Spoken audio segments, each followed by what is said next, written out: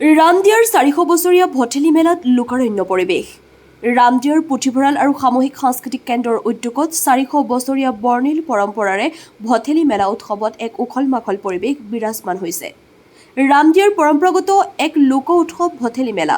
ভঠেলি মেলাত এখনি কৃষি বাণিজ্য মেলা অনুষ্ঠিত হয়।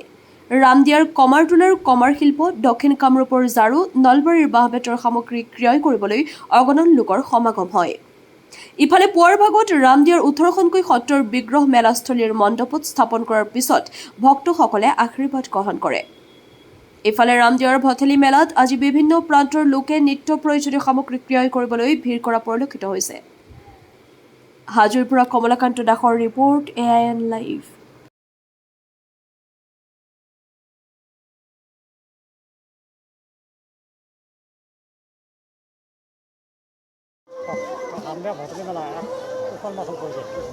ৰামদিয়াৰ ভঠেলি মেলা আজিৰ পৰা প্ৰায় 400 বছৰ আগৰ পৰাই এই উৎসৱটো বহাগৰ 5, 6, 7 তিনিদিন পালন কৰি অহা হৈছে।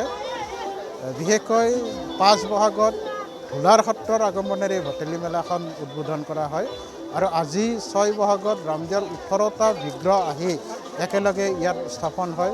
18টা বিগ্ৰহত একেলগে এক আধ্যাত্মিক পৰিৱেশত ভক্তসকলে সেৱা গ্ৰহণ কৰি আশীৰ্বাদ গ্ৰহণ কৰে আৰু ভক্তসকলে নিজৰ পৰিয়ালৰ লগতে সমাজৰ মংগল কামনা কৰে। আমি ৰামদিয়াবাসী ৰাইজে এই ভঠেলি মেলাত ৰামদিয়া পুথিভঁৰাল আৰু সামূহিক সাংস্কৃতিক কেন্দ্ৰৰ সমূহ সদস্যবৃন্দ আৰু স্থানীয় প্ৰশাসনৰ দ্বাৰা ভঠেলি মেলাখন পৰিচালিত কৰি আহিছোঁ।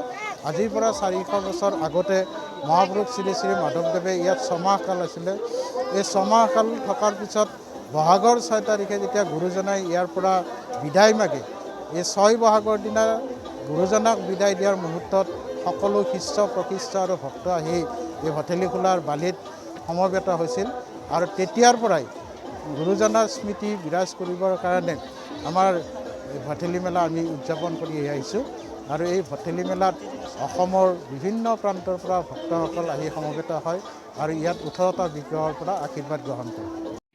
যিকোনো খবৰ বিজ্ঞাপনৰ বাবে যোগাযোগ কৰক 7896121996।